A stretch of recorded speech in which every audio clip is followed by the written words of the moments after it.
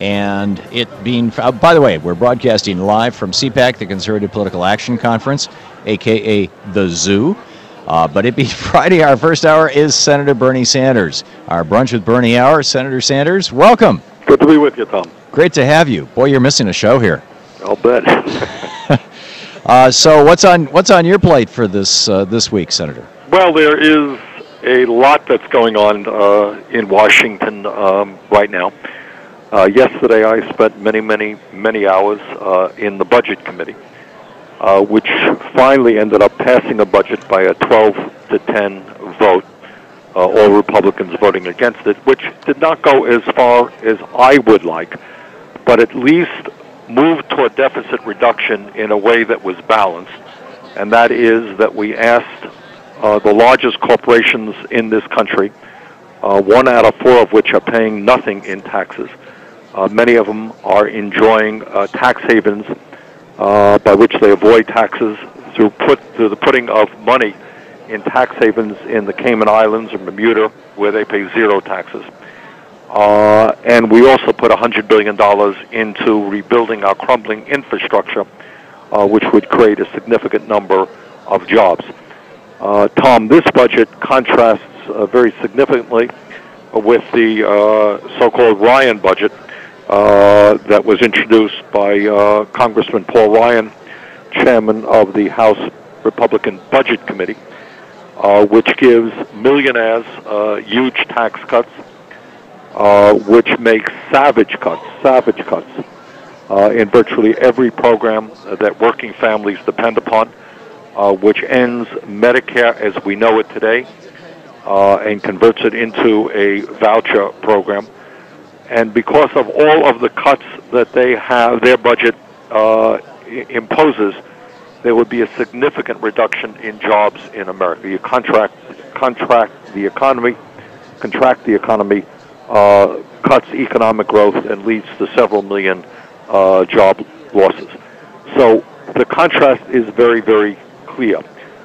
Do we want a budget which, at a time when we have massive wealth and income inequality, when the middle class is disappearing, when real unemployment is 14%, do you want to balance the budget on those people, on the elderly, the children, the sick, the poor, the middle class, or do you ask the wealthiest people and the largest corporations in this country to finally start paying their fair share of taxes? Do you have a budget which understands that we have to create jobs, or do you have a budget which will cut jobs in America? So the issue of budget is hugely important. I got a couple of amendments passed in the committee, one which would focus attention on these tax havens so that you end the absurdity where companies like the Bank of America in 2010 was able to set up more than 200 subsidiaries in the Cayman Islands to avoid paying U.S. taxes, and it worked. They did not pay any U.S. taxes, and many other financial institutions, energy companies doing the same thing. And the other amendment that we got through was to begin the focus on income and wealth inequality in America, and also look at raising the minimum wage, which today in real dollars is much less than it was back in 1968. And end the real problem in America that many of the new jobs that are being created are low-wage jobs. So you've got to raise the minimum wage as well. So you got a budget that doesn't go as far as I would want, but it does address some of the problems facing the middle class, does ask for a balanced approach to deficit reduction, does create jobs, or one that does not raise a nickel in revenue, protects the wealthiest and largest corporations, and makes disastrous cuts for working families. That's kind of the contrast between what we did and the Ryan budget. So what do you put the odds of this budget passing the Senate without a Republican filibuster? In this instance, for a budget report, you only require 51 votes, so there will not be a filibuster. And the question is to what degree we can hang on to all Democrats to pass it, right, or maybe even offer amendments to make it better. Right. So, I think we have a reasonable shot to get it past the Senate, and then you're at loggerheads with the Ryan budget. Right. And I would just say, Tom, the dynamics of this and the politics of this are really interesting. Because as I said before, to my mind, there is no debate, and I know you're at the Conservative Action Conference there right now, Political Action Conference, is that what these guys are standing for, and I suspect that most or all of them support the Ryan budget, is way out of touch where mainstream America is coming from.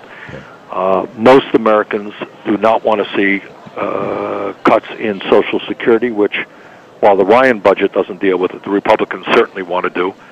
Cuts in veterans programs, cuts in Medicare, Medicaid, education, nutrition. And that's where these guys are coming from. And they reflect the views, I would say, on those issues of about 15-20% of the American people. So the politics of it is that you have the House of Representatives controlled by people who represent the views of maybe 20% of America. The budget that we have passed, I think, represent the views of a heck of a lot more. And what are the dynamics? Where do you go from here? Do you make major compromises to appease a minority, a real minority, a group that represents a real minority, or do you fight politically to make sure the American people weigh in and say, wait a second, when we have this enormous wealth and income inequality in America, when the largest corporations are enjoying record-breaking profits, and yet their tax rates, their effective tax rates, are the lowest since 1972, and they're enjoying all of these tax loopholes in the Cayman Islands. You know, we got to stand tall on this issue. We got to fight vigorously. We got to rally the American people. And by the way, we have a very good petition on my website, sanders.senate.gov. I hope people will go there, and it makes it very clear that the president, Democratic leadership, Republicans cannot balance the budget on the backs of the most vulnerable people in this country. We need some fairness in America in 2013. That's great. What I think we have about a minute and a half until the break here, Bernie. Other things on your agenda? I mean, one of the other issues that I want to just alert people about, and I am quite concerned about it, is that the Democratic leadership and the president continue to talk about cuts in Social Security and veterans programs through a chain CPI. This is what the Republicans have wanted forever. You have Wall Street billionaires like Pete Peterson having put hundreds of millions of dollars into trying to cut Social Security. And we've got to do everything we can to stop them. I'm the chairman of the Veterans Committee in the Senate, and I will tell you that it is unacceptable to me that soldiers who lost their arms and legs in Iraq and Afghanistan are going to be asked to take a significant cut in disability benefits. Now, the chain CPI, if that goes into place for Social Security, it automatically also cuts veterans benefits? Absolutely. How does that work? That's correct, and people on disabilities. So it will make significant cuts because it reformulates how we determine cost of living increases, and those cost of living increases will be less than they otherwise would have been. Right. Just as one example, for a disabled vet at age 30, that disabled vet, by the time they're age 45, would lose about $1,400 a year. And that's a lot of money for a family where you have a disabled vet. Yeah, that's extraordinary. Senator Bernie Sanders is with us. It's our Brunch with Bernie hour. He'll be taking your calls in our national town hall meeting, Brunch with Bernie, here on the Thom Hartmann Program. Check out Bernie's website at sanders.senate.gov. You can sign his petition telling the president, if I have this right, Bernie, please no change CPI? That's right. Okay. Check it out at sanders.senate.gov. We'll be right back. This is the Thom Hartmann Program. Sanders.senate.gov, Bernie's website. Ours, of course, thomhartmann.com. However you spell it will get you there. We'll be right back.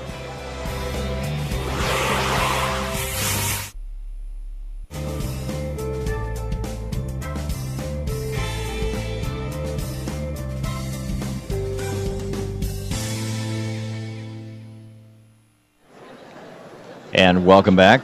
Senator, you're still with us? I'm right here. Okay, great. Joan is watching us on Free Speech TV on Dish Network in Ludington, Michigan. Joan, you are on the air with Senator Sanders.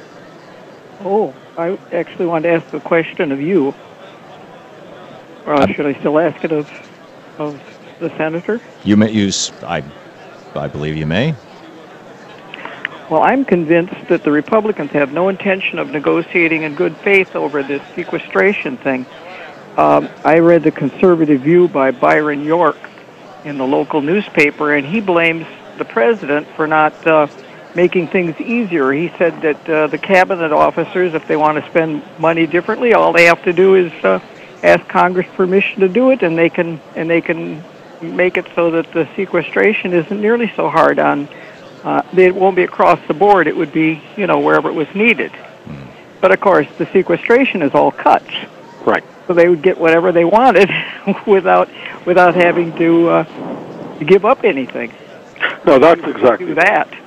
The issue here. What sequestration is about is somewhere around 1.1 trillion. That's with a T. $1 trillion in cuts over a 10-year period.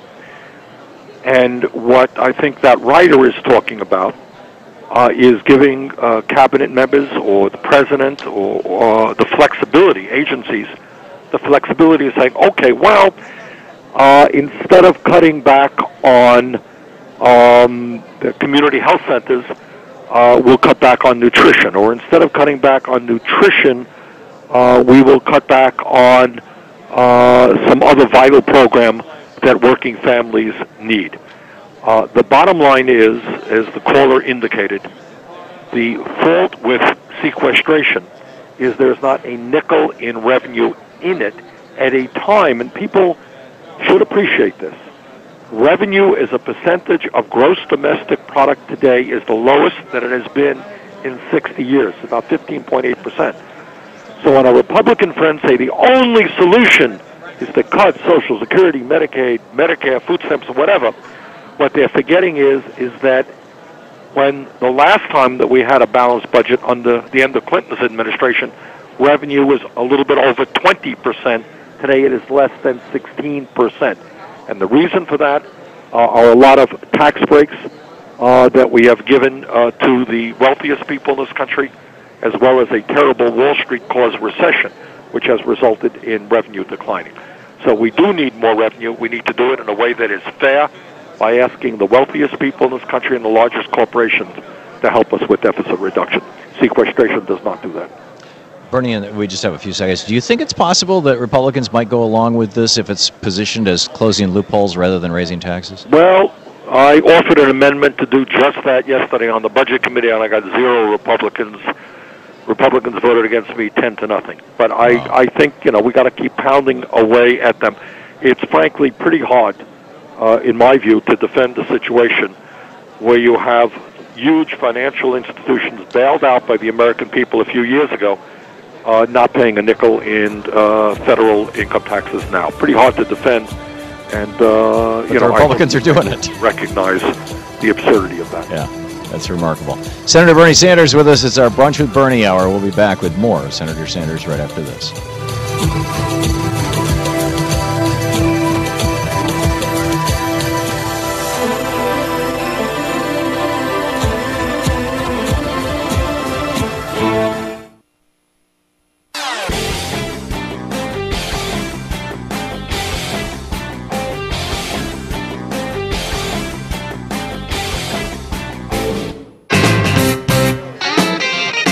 Welcome back to the Thom Hartmann Program. It's our Brunch with Bernie hour, our national town hall meeting with the guy I think of as America's senator, Senator Bernie Sanders. Of course, he's Vermont's senior senator, or junior senator. Pat Leahy, right? Right. Yeah. And Eddie in New York, you are on the air with Senator Sanders. Good afternoon, Senator Sanders. I'd like to thank you for your support for the working people to start with, and you and Thom Hartmann for this show. And now I was wondering if you could address the Fugitive Felon Program, which I believe only affects disabled veterans now.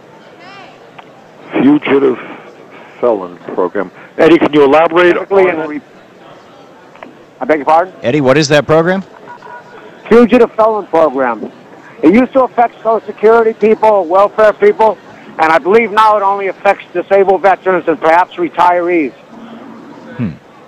So I apologize, Eddie. I should know it, and I can't give you a good answer to that. I'm not familiar with it. Okay. Bernie, that's one of the things I love about you is that when you don't know the answer, you don't try and you bluff it through. You just. Tom, I wish I knew more, but there are, people very often will ask about a bill in the House or this or that program. There are many of them. No, you wouldn't believe the politicians who come on this show and just try to. Anyway, Charlene in Gilbert, and which is what, in my opinion, makes you a statesman and not a politician. Charlene in Gilbert, Arizona. You're on the air with Senator Bernie Sanders. Hi, Senator Sanders. I want to tell you about my 24-year-old pharmacy tech daughter's experience this week with the review for their new health benefit year.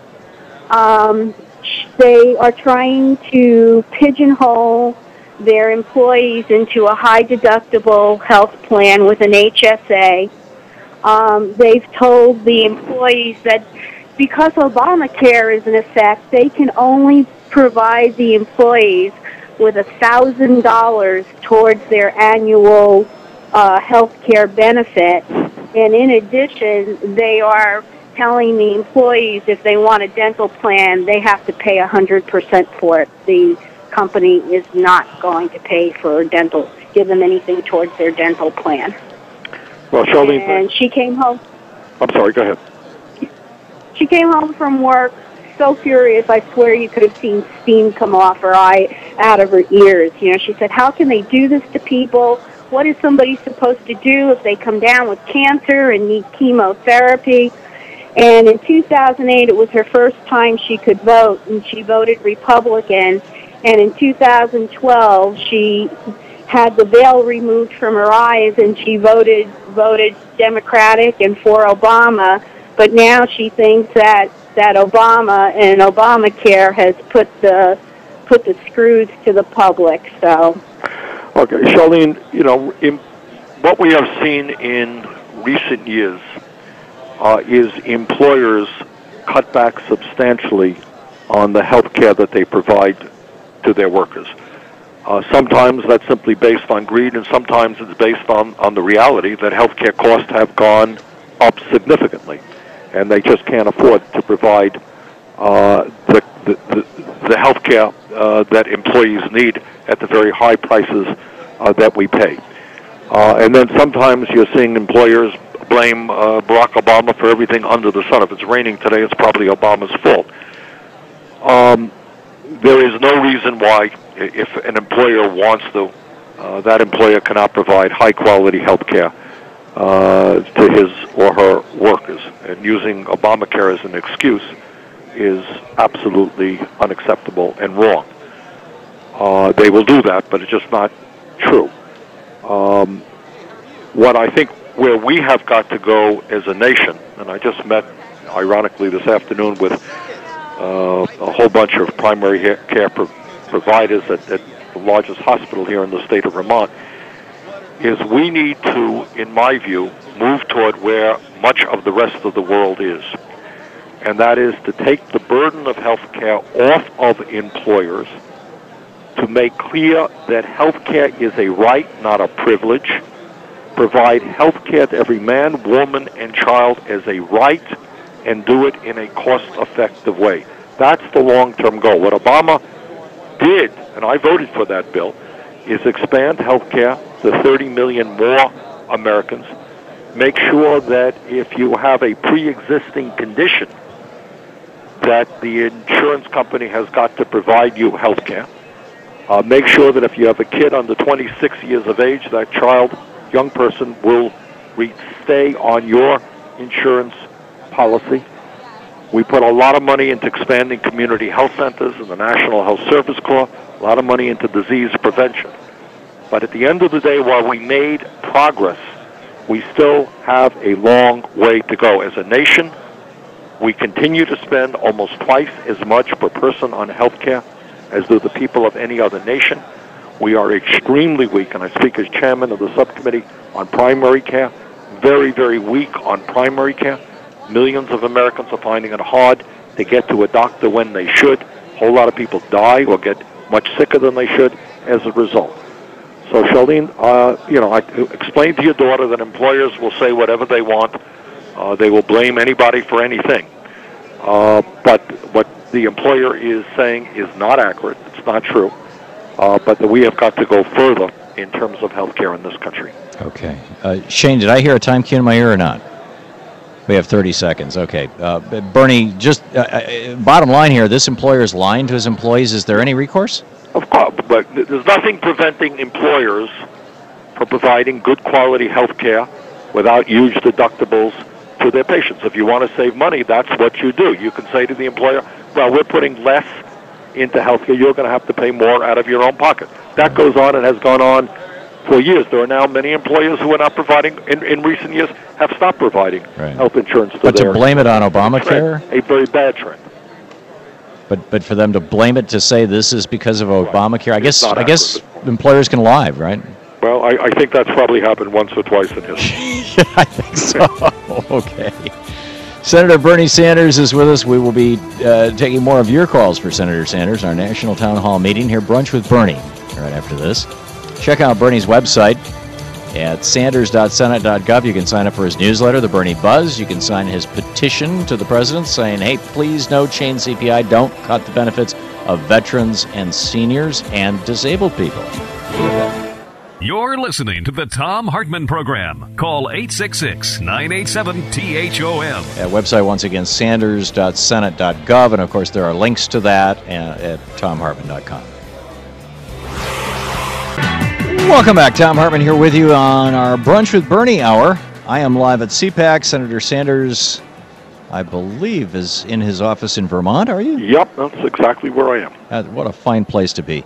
We spent last weekend with Hal and Shelley Cohen, friends of yours, as Hal runs the community action saw program. Hal last week as well. Yeah. We had him. In fact, we put him on our TV show to talk about the impact of sequestration on it. It's really quite remarkable. Anyhow, I miss Vermont. Let's pick up some phone calls here. Danette in Hinesville, Georgia. Am I saying that right, Danette? Yes, you are. You are saying it right.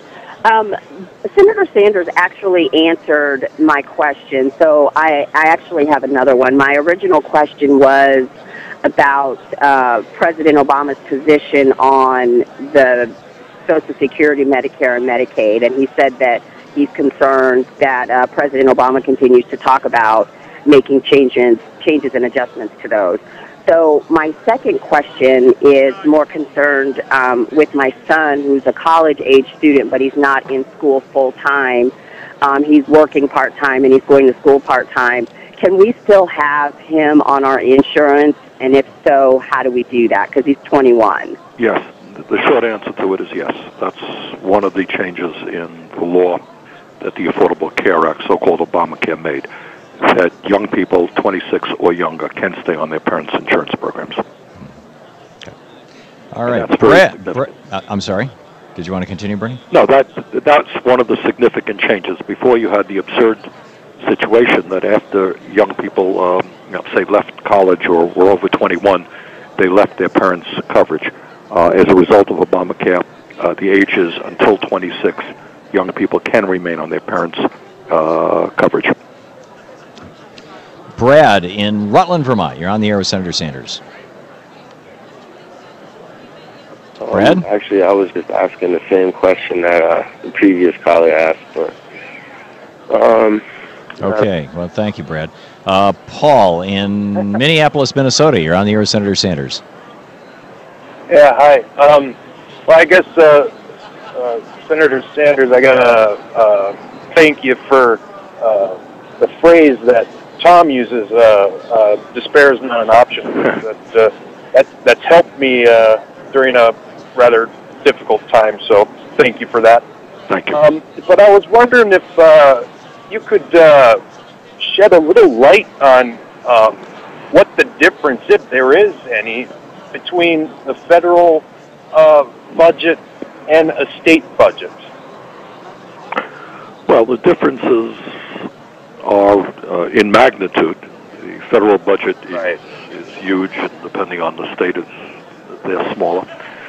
The federal budget process, and I speak as a member of the Budget Committee, is also enormously complicated. You know, I used to be the mayor of the city of Burlington, Vermont, Tom, and the process was so much simpler. We used to decide, we used to vote and argue, and end up we decide to put this much money into police and this much money into fire and this much money into streets. And everybody knew what we were doing. It was pretty transparent.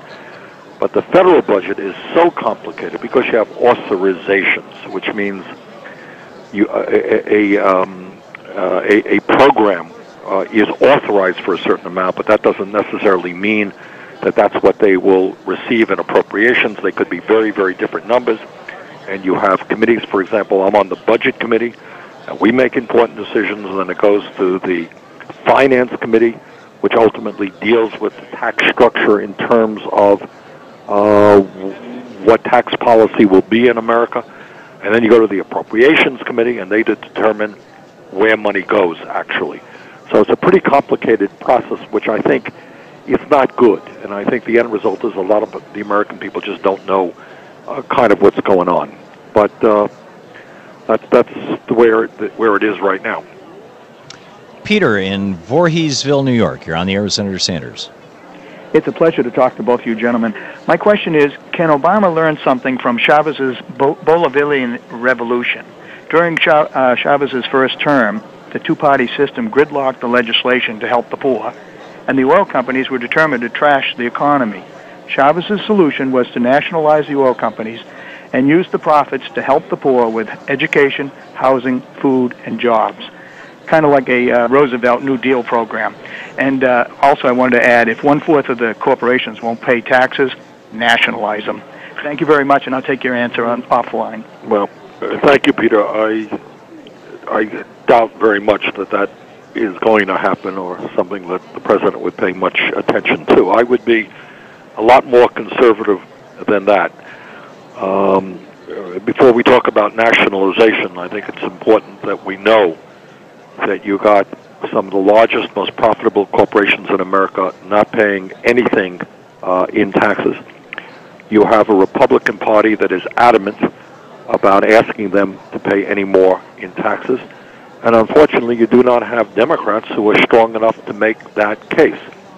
You know, we heard earlier from a caller who told us that her daughter was now confused.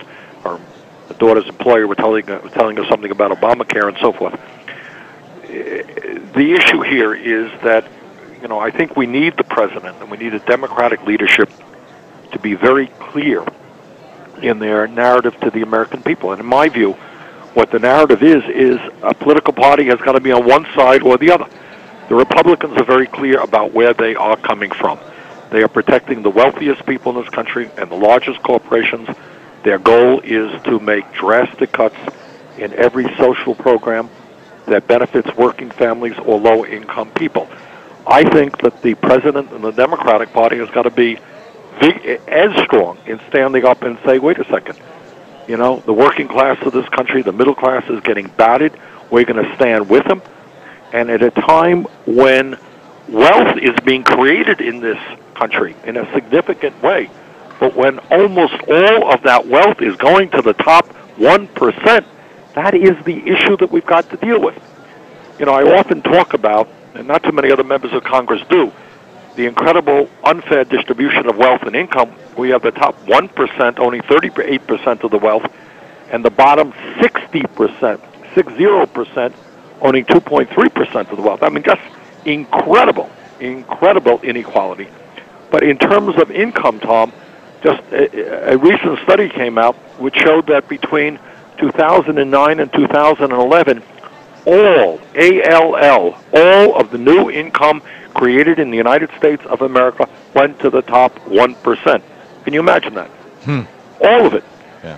So given that dynamic of the wealthiest people becoming phenomenally wealthier, while the middle class sinks, in my view, what the president has got to say is not we're going to cut Social Security, not we're going to cut disabled vets, not we're going to talk about raising the retirement age for Medicare, but we are going to ask the wealthiest people and the largest corporations to help us create jobs, to help us deal with deficit reduction, to help us build jobs in America and not in China, and not to see a situation where Wall Street comes to the American people to get bailed out, but they go to the Cayman Islands to avoid paying taxes. We can deal with those issues, but we need the political will to deal with it, and I think when you do, you're going to have the vast majority of the American people behind you. Mustafa in Windermere, Florida. You're on the air with Senator Sanders. Hi, thank you for having me on. Certainly.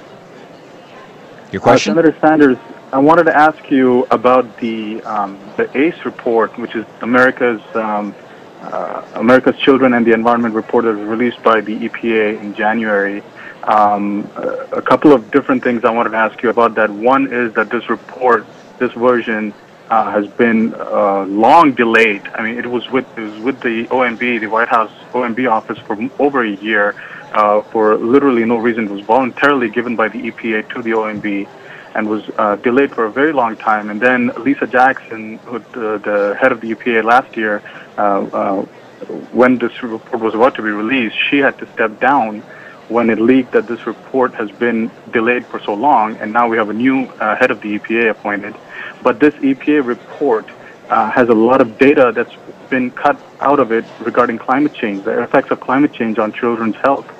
So my issue with this is that I think that we're trying to solve the problems by reacting rather than fixing the regulatory agency issues, because we have. Mustafa, is there a question in there for Senator Sanders? Well, let me just say this. I know Lisa is leaving. I don't think it has anything to do with not releasing any report. I think it was a voluntary decision. I think she did a very good job as head of the EPA.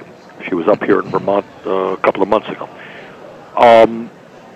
The issue of global warming, though, is just an enormous issue, and it's not just children's health. It is really the future of the planet. In fact, for Vermonters, we're going to be doing a conference on global warming just tomorrow in Montpelier High School, starting at 10 o'clock in the morning, and I hope as many Vermonters come to it as possible. And we'll be hearing from Bill McKibben, who is one of the leading figures not only in America but in the world, who has been organizing and writing and educating about global warming. Tom, what really upsets me is that this issue of climate change is such an enormously important issue. I'm on both the environmental and energy committees, and we hear from scientists all the time. And what the scientists are telling us is that we don't get our act together, the temperature of planet Earth is going to rise by some 8 degrees Fahrenheit by the end of the century. And that would be an unmitigated disaster for our country and for the world. We've got to get our act together. We've got to cut carbon emissions, transform our energy system. You're listening to the Thom Hartmann Program. Visit ThomHartmann.com for audio and video archives. More of your calls for Senator Sanders with Brunch with Bernie right after this.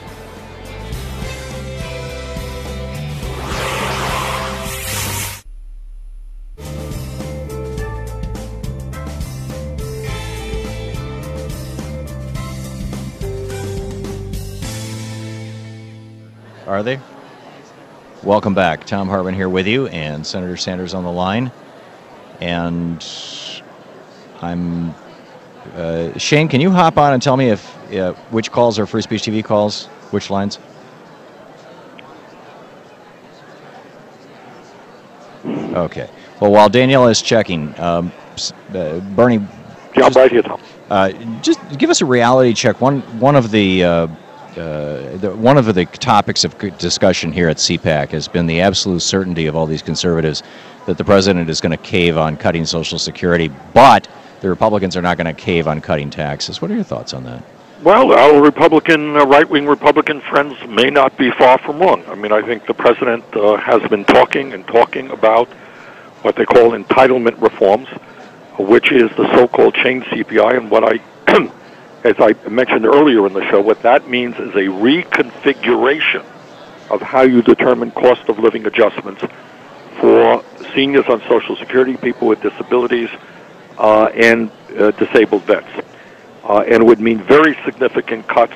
I think the premise that how we determine COLAs now is too generous is absolutely untrue. I don't believe it for a moment. But our Republican friends may be right. The president is out there offering this as an olive branch. But I think what they are saying is, hey, that's great. What else are you going to give us? Well, we are not going to give you any revenue. We are going to protect the wealthiest people in this country and the largest corporations. And we're going to continue our belief in this fallacious concept of trickle-down economics, that there's a magic way to create prosperity in America, and that is just give huge tax breaks to big money interests. They're going to reinvest in America, and they're going to create millions of jobs, and everybody's going to live happily ever after. That's about it. Yeah, that's their economic theory. It is totally nonsensical. It is a theory formulated by the wealthy and the large corporations for the wealthy and the large corporations. We have seen that movie under George W. Bush. It failed, and it will continue to fail. And what we have got to demand, in contrast, is the creation of millions of jobs by, among other approaches, rebuilding our crumbling infrastructure. That is our roads, bridges, rail system, water, schools, broadband. We can improve efficiency in America and productivity by investing in infrastructure and creating millions of jobs.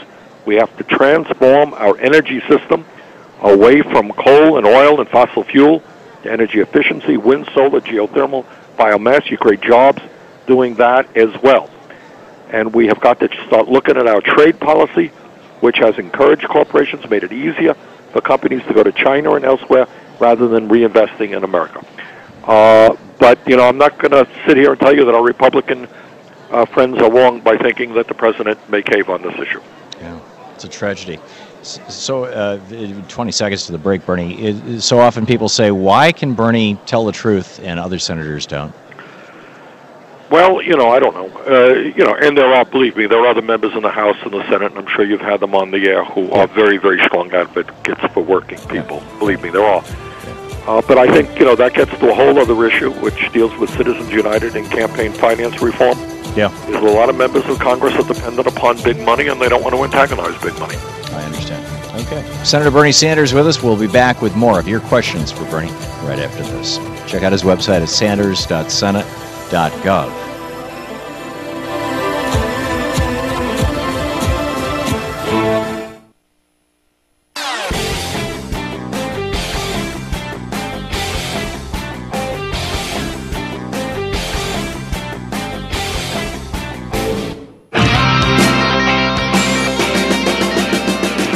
Thom Hartmann here with you. Mark in McHenry, Illinois. Hey, Mark, you're on the air with Senator Sanders. Hi, Tom and Senator Sanders. Let me just say that I'm so proud that I was one of the many Americans who helped your campaign by contributing to you long distance. Thank you very much, Mark. Because you speak for us. You just totally speak for us where so many others don't. Here's my thoughts, Senator, and I wonder what you think about this. I think that one of the things that we need to do is to take control of the language on our side again. We have on the Republican side individuals like Frank Luntz who have turned global warming into climate change, and voucherizing Medicare is now premium support. I think, frankly, that it's time for us to simply retire the term entitlement. These are earned benefits. I have a statement that I received from Social Security last April. I expect to get another one soon. And I added up what, over my working life, I've contributed to Social Security, and my employers have contributed on my behalf, and to Medicare, and the aggregate total is $287,000. That is an earned benefit. And I refuse to accept the term entitlement in getting a return on almost a $300,000 investment I and my employers have made on my behalf over my lifetime. What would you Mark, say? I agree with you absolutely. You are right. And we have got to shape the language and not let Republicans do that. And I will tell you that because of the contributions that you and your employers have made into the Social Security Trust Fund, this will shock many of the listeners. Social Security today has a $2.7 trillion surplus. Surplus.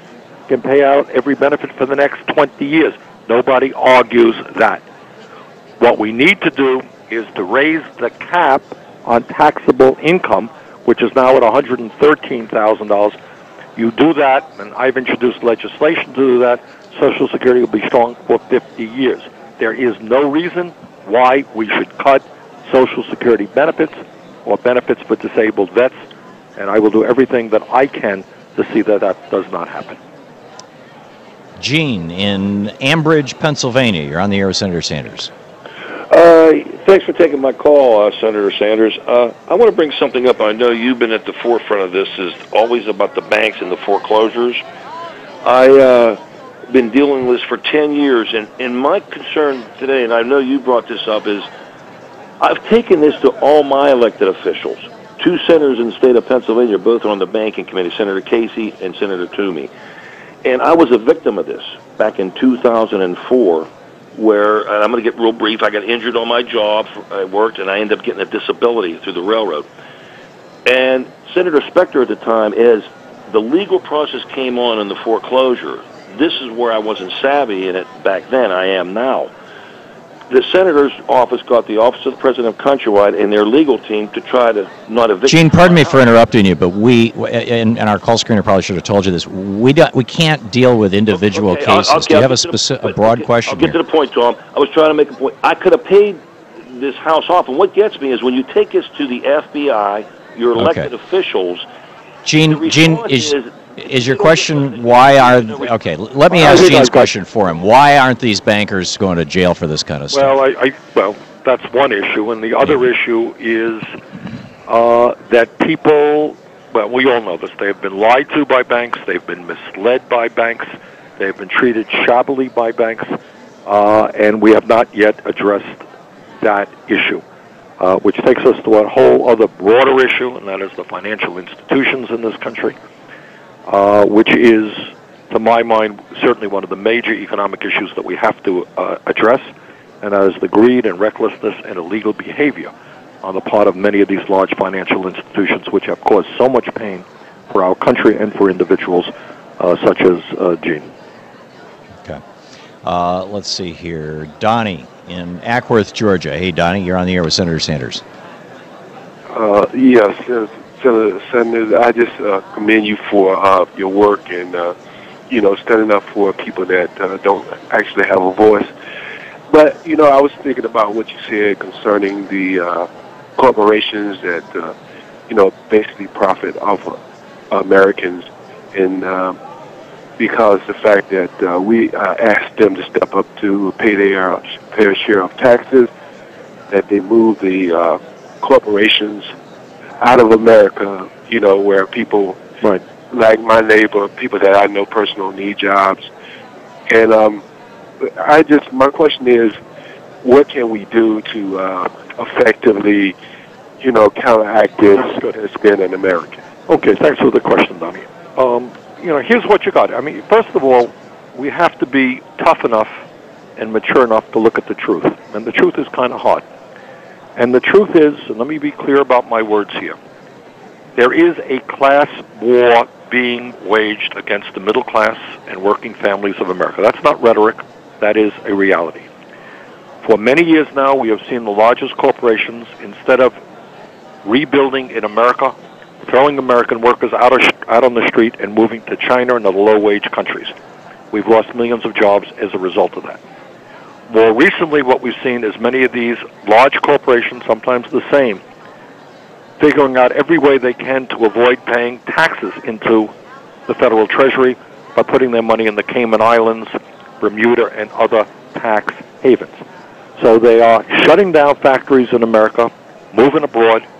They are putting their profits into the Cayman Islands, not paying taxes in the United States.